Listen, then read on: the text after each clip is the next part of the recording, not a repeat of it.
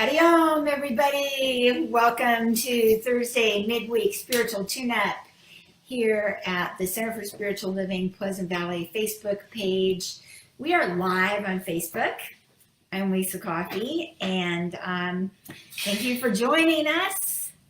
Everyone who's out there, appreciate it very much. So today I thought we'd talk about Raja Yoga. So let me give you a little bit of background on what Raja Yoga is. There are actually 4 yoga paths in Vedanta.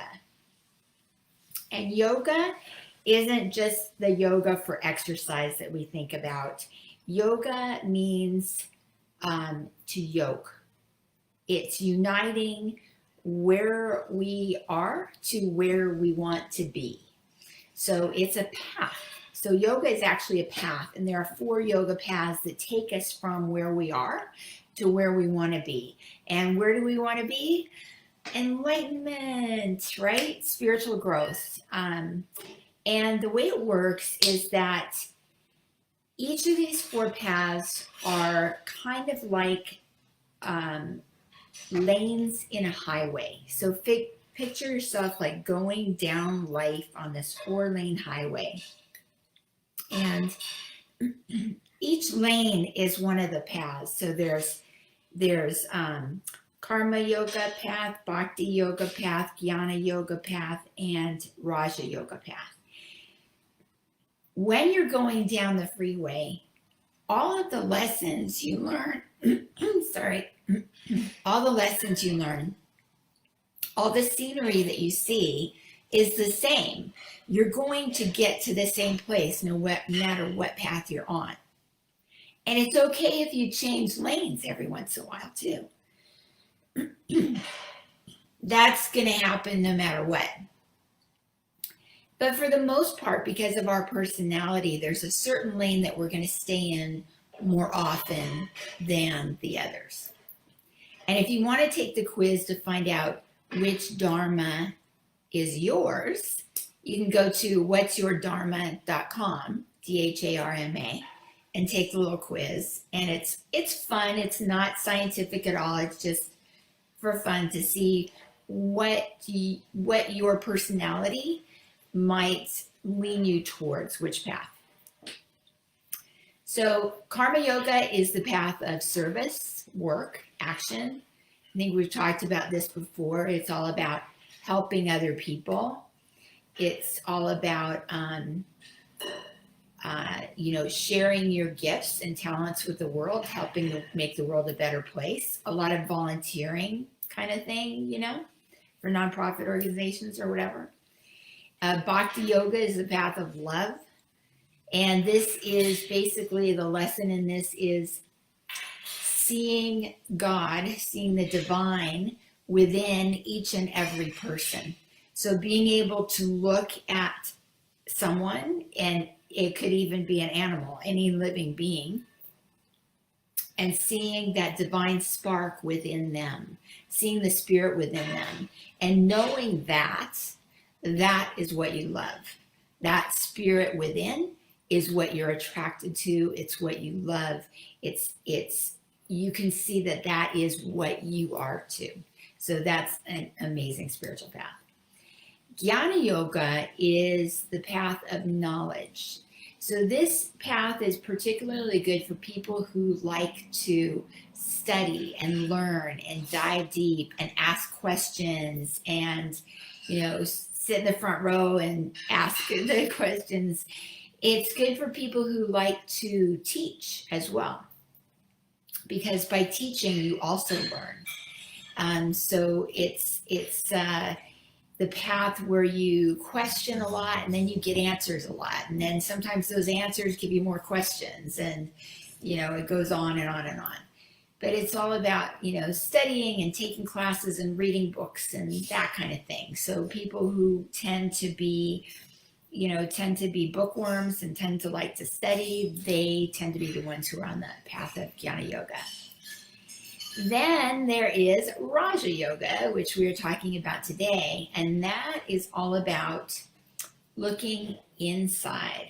It's it's the path of meditation. It's also called the royal path because Raj means king, right? So Raj is like the king's path because the king has time to meditate, and it's kind of like a luxury thing, right? But monks also have time to meditate, and they don't have all the jewels or whatever, but they've gotten to the place where they have the time to sit and dedicate just to this. So it's kind of a luxury. So we're going to go through the steps of Raja Yoga, and I'm using my book, What's Your Dharma, as reference, and you can go to whatsyourdharma.com, like I said, to take the quiz if you're interested. But yeah, so think about, Raja Yoga. Raja Yoga is all about training your mind.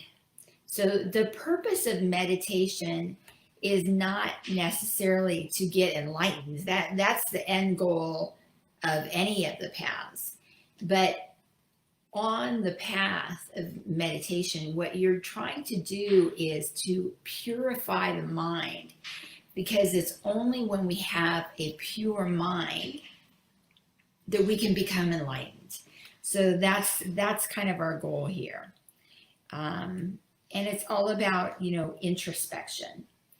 So let's see. There are basically 8 steps on this path, and we can follow them methodically. You might, if you've read the Yoga Sutras of Patanjali, you might recognize these steps because that's where they come from. All of these traditions are connected in one way or another. And this is where the actual practice of yoga comes in all of the sacred scriptures. So the way I break it down is there's 8 paths, which is a lot to remember. So I kind of chunk them into 3 separate groups. So it's kind of like if you're building a house, what do you do first? You have to build the foundation. So the first 3 steps are basically our spiritual foundation. The first step is called Yama, Y-A-M-A. And this is truthfulness and nonviolence. So this means having the virtue of truthfulness. So it's more than just not lying. It's always speaking your truth. It wouldn't even occur to you to say anything different than the truth. It's about being authentic. It's about not misrepresenting yourself. It's about not taking advantage of people, all that kind of stuff. It's about not claiming something that is not yours. So in Buddhism, they have this too, where it's you don't take something that's not freely given, right? There's a lot of the same principles in Buddhism as Vedanta, because as you know, the Buddhist started out, he was a Hindu, just like Jesus was a Jew, and then Christianity started after he died, named after Christ, Christianity. But Buddhism started as a practice on its own after the Buddha died. So he was a Hindu, throughout his life. So that's truthfulness is one of the things. Being true to yourself, being honest, being a good person that way. The other part is nonviolence, which the Sanskrit word for that is ahimsa, A-H-I-M-S-A, ahimsa. And we hear a lot about this nonviolence when it comes to Gandhi, because he patterned his life after this. His whole philosophy was about nonviolence. It's like there's no reason to fight. It's not about being passive at all. It's about being active in not fighting, in not being violent, in being kind and compassionate and empathetic. So that's a very active thing. Part of this means, we're not just talking about physical violence. We're talking about don't say things that are mean.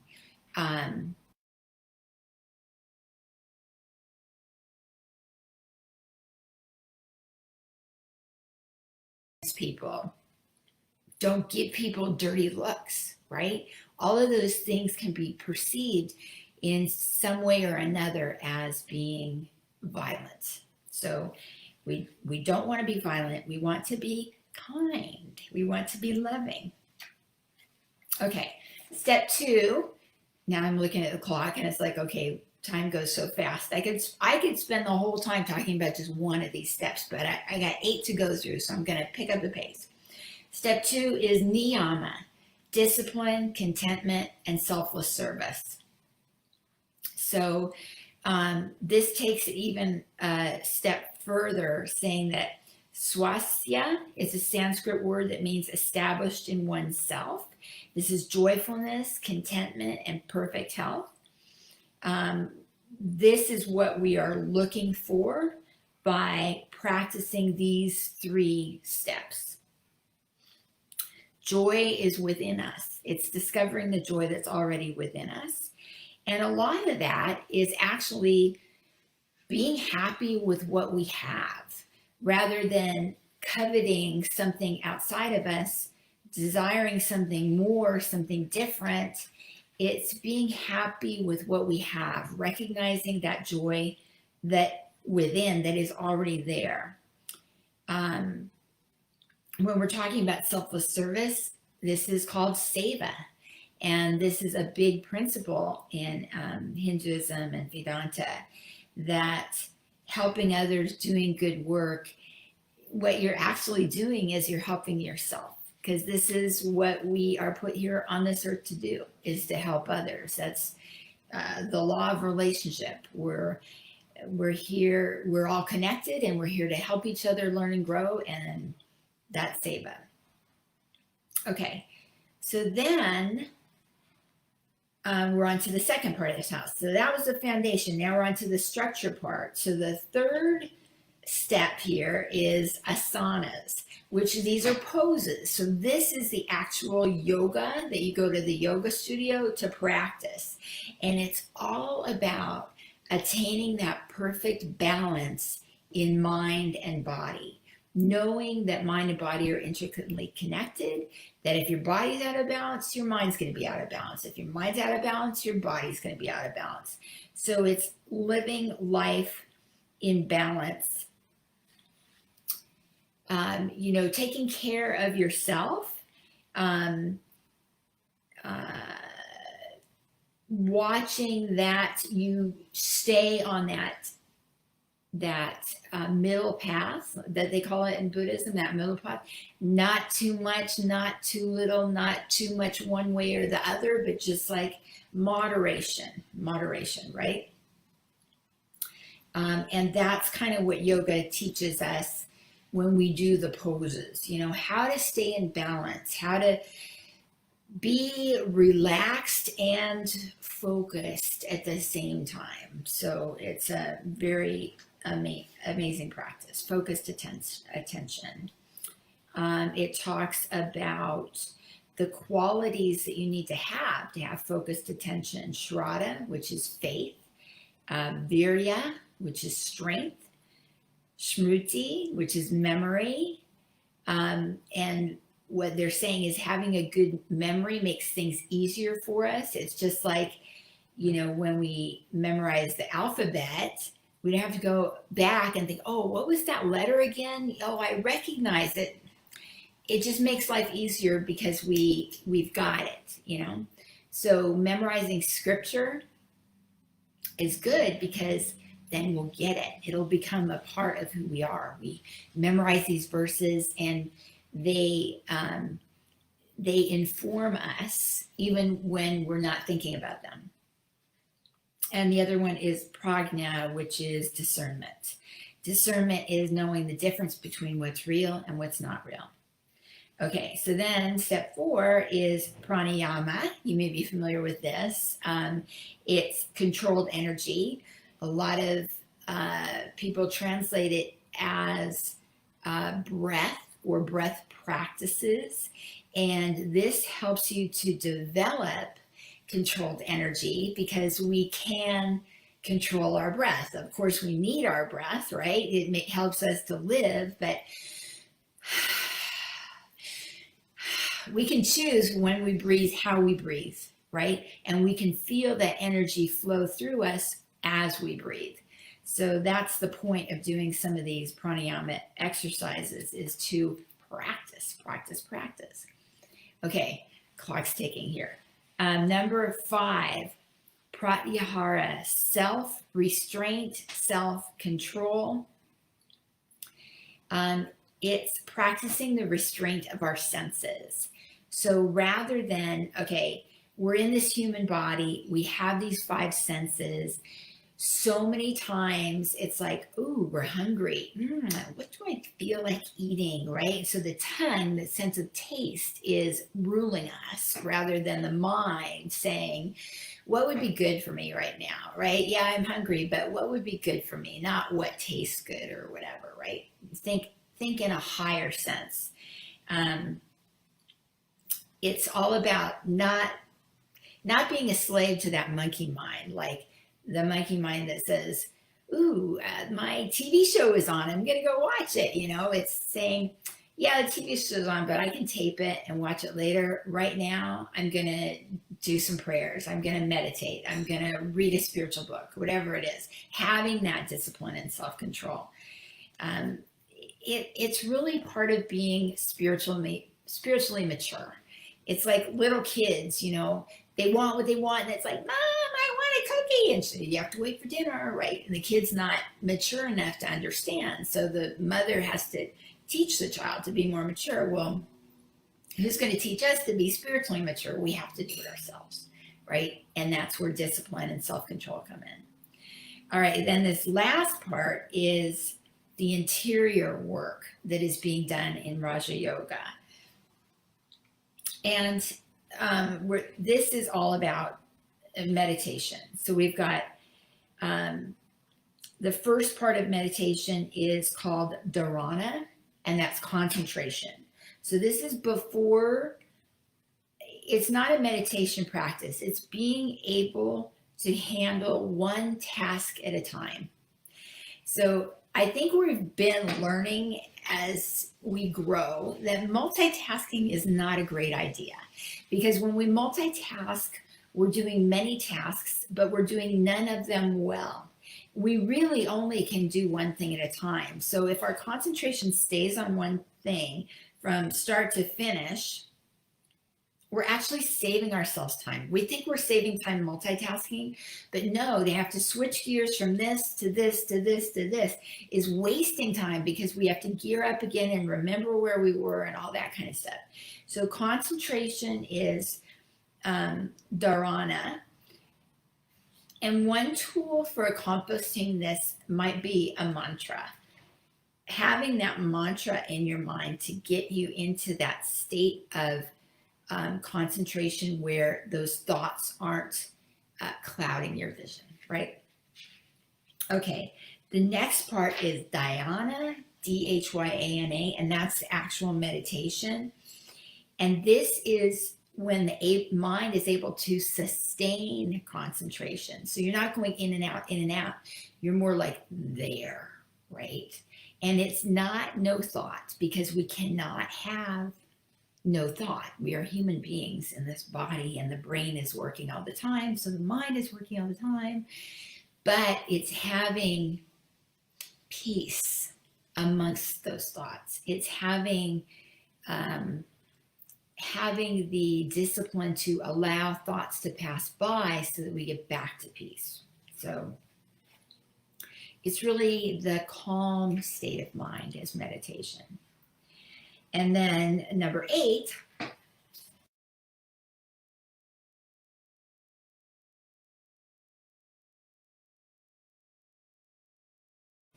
transcendent space that we get to when we meditate and we feel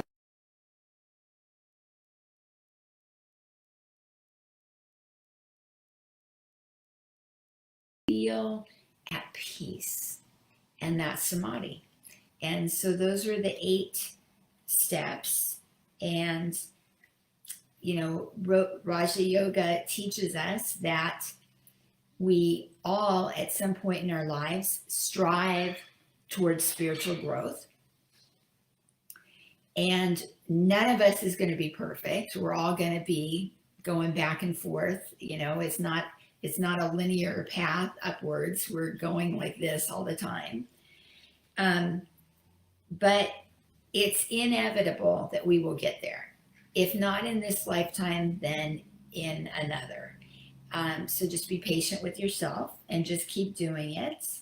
And know that, you know, we're all in this together. And satsangs like this on Thursday night and on Sundays when we all meet at noon, and Pam and I are going to be speaking at noon on Sunday on stepping up and stepping out, which is going to be great. So I hope you'll join us back here again on Sunday. It's going to be a really good day. And also on Sunday at 10 a.m., you can join my Zoom class, which is, you can get the link here or on my Facebook page. We're going to be talking about mandalas with Swami Satyamayananda, who is hilarious. He's such a great guy. He's so warm and loving, and I just adore him. He's our assistant monk at the Vedanta Society Hollywood, and I went to one of his talks on the mandala, and I was like, I love this. We have to do this. So we're doing it on Sunday. So I hope you will join us. That's from 10 to 11 Pacific time. And then Pam and I will be talking from noon to 1 Pacific time right here again. Okay, so everybody have a wonderful day. Mwah. Love you very much. Over and out. Thank you. Bye.